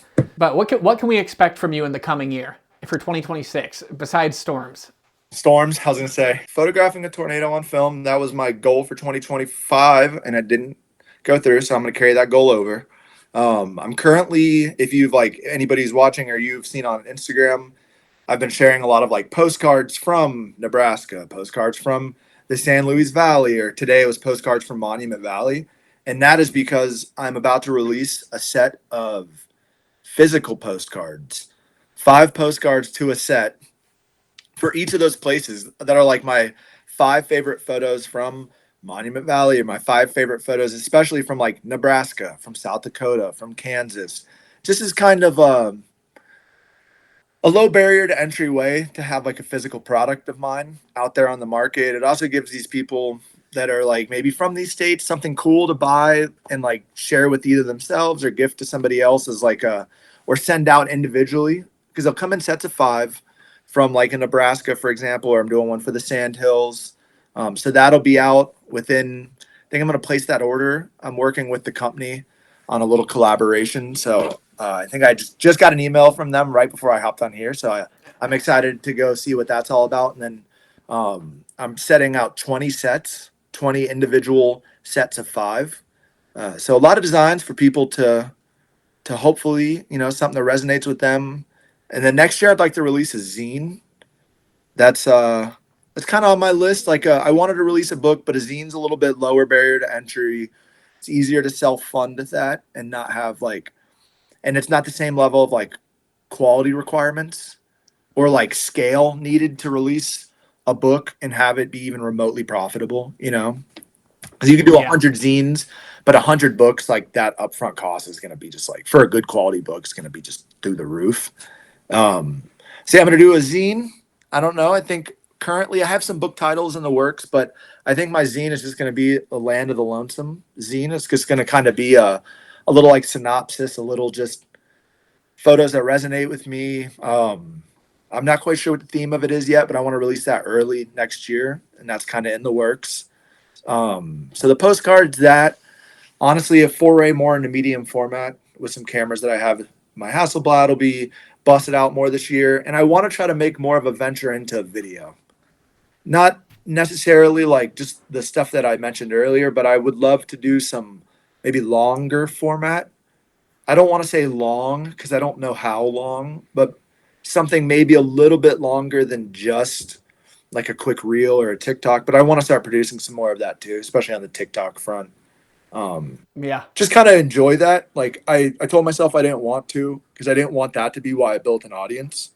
I wanted people to come for just my work, not for like because they like think I'm funny or something, you know, because I'm doing like silly videos. But now that I have a bigger audience, I want to do a little bit more of that, show my personality, kind of bridge that gap, and then maybe make a foray into a bigger, like a little bit longer format, maybe some YouTube. I think Keaton and I are gonna do a video together, like a collab video for Metal Fingers. Yeah, we don't. I don't quite know what, so I That's a can't. big launch, dude. It's a big. That's a big launching from Metal Fingers is a big I thing. know. You should do I'm that. excited. I want to. I don't quite know what that would be, but I think it's going to be maybe something around like abandoned houses. It'll definitely be kind of more shooting like in the places that I shoot. So kind of like a Metal Fingers, Land of the Lonesome, Out on the Prairie. We haven't fully fleshed out the idea yet, but we have been floating that for a couple months now, and we've been really talking about it more recently.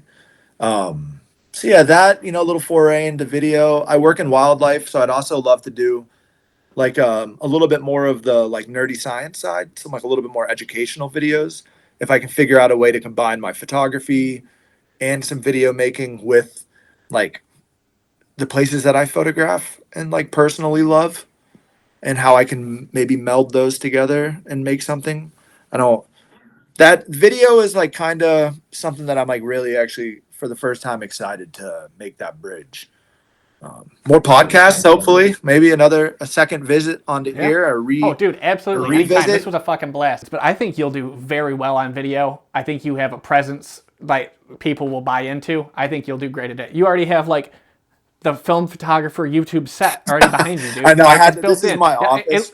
I had to like set it up to like I don't have to I didn't change anything, but I just made sure that I like put the camera in the right spot to, because I thought about that too. I was like, you know, like why not? You know, like go out there and just try to use any personality or like my own personal image a little bit as a also a way to maybe grow, you know, instead of just hiding behind the camera. I didn't want to do that at first because I think like that's where it gets weird, you know, like when you start to show yourself, like that opens up the door for people to become it, like they transcend for being obsessed with your work, which is like kind of has a dead end, right? Like people can be obsessed with your work, but it like doesn't open all the doors to being weird as being obsessed with you as a person does. Because that's when people like that's like with my girlfriend, I had a conversation where I was like, I might have to stop like tagging you and stuff. Nothing's happened yet, but the bigger the audience, all it takes is for a couple weirdos who like are weird or who want to like get to me that start like going through other avenues to try to get my attention. That hasn't happened yet. And I feel like a little narcissistic saying that, but it was just something that clicked where I was like, dude, the internet's a scary place. Like the internet's full of like weird people with a lot of time in their hands. And as soon as like you become the forward facing, like people are like, I know him, I like him, I'm here for him. The work is over here. It's like then that opens up the possibility for people to be weird. But now I'm like, dude, if to take that next step, I have to. So I think I'm gonna this year. Just finally. I think you should. And I've talked to a lot of like bigger creators like Jason. I've talked to Kyle, Yeah, I McDougal. was gonna say I saw that you had him on too. I'm gonna have to watch that episode. To have it in the archive just Yeah. for like, hey, I have this podcast. These are some of the people that have been on it. Boom. Exactly Immediately, that. like Jason and Kyle, like Yeah. And dude, this is literally just me in my basement with a MacBook and a Sony. That's all I'm doing. dude, I'll plug And it. it's As just, soon as we get off this, I'm gonna post a story. I love using the story, so I'm gonna post a little story to let people know that it's and then of course when it comes out, I'll plug it. I'm super appreciated, man. Yeah. And I'm looking forward to seeing the video you're doing. I'm looking forward to seeing you on Substack, Me which I'm too. going That's to message another you about thing. and be like, dog. That's the other thing. Yeah. Substack for 2026. I can't guarantee that I'm gonna be great at it, but I want to try. I want to try doing something because I journal a bit and I'd like to maybe just put some words and some context and kind of set a mood more than just a photo can, but just kind of even just maybe exploring like the process or the thought behind why I took what I took or how I did it. I don't know. I'll have to get on there. Send me yours. I'll have to get on there too. And anybody Yeah, that I'll you send it to you. like look up to, especially people you think I'd be interested in.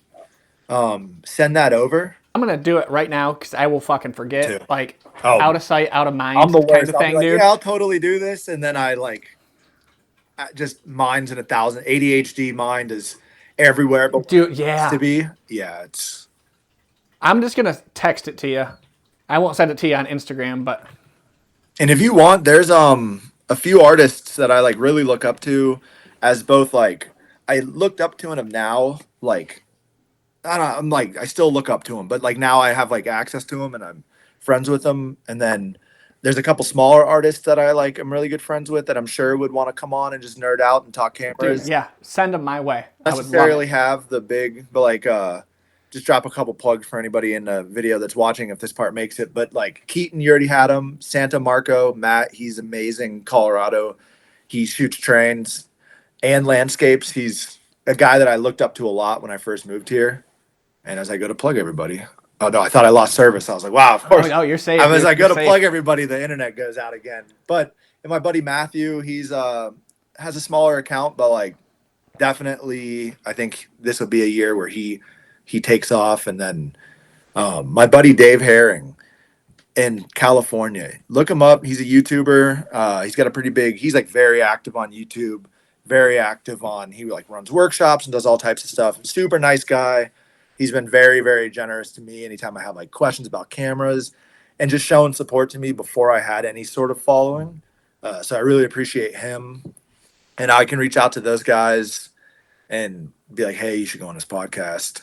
Dude, I would appreciate it. Any help that comes my Yeah, way, dude, because for I get sure. tired of reaching out to people, dude. I bet. Yeah. Like, Portrait Poppy ignored the shit out of me. Hey, he hasn't followed me either. So it's one of those ones where I'm He like, ignored the shit. maybe, I even sent an email. really? I'm like, maybe he's really close with Dave. They're like friends. Dude, he just got National Geographic. We're in the dust, dude. I know. He's the big leagues. It's funny because I've never tried to like, when I say I'm like trying to get someone to follow me back, I just followed him for a while. I like their stuff. And he'll like my pictures, but then doesn't follow me. And I'm like, you like all my photos, follow me back.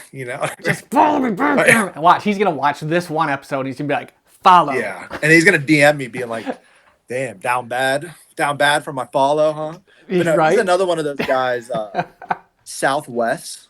I don't know if you know of him. He's like another photographer that I don't know him, but him, Portrait Poppy, Johnny Rome's, Santa Mark, The whole gang, dude. all those guys who are like, they all have the bigger followings. They're always in the coolest places, always shooting the coolest cameras and the best film.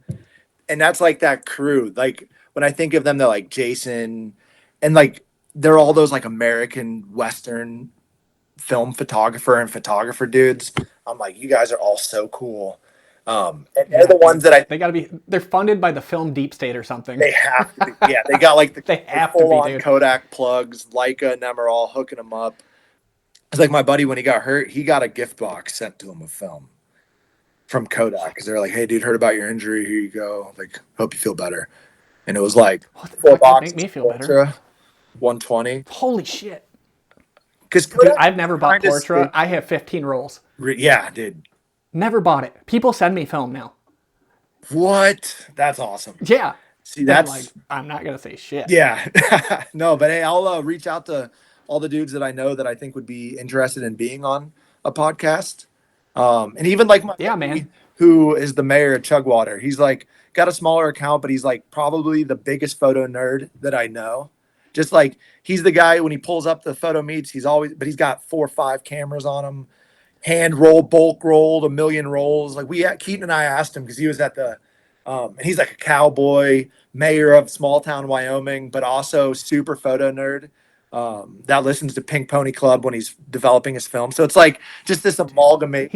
He's a puzzle, dude. Yeah, East Coast meets mayor of small town Wyoming. But we're like, Josh, how many rolls of film do you have at any given time in your house? He's like 300 at least.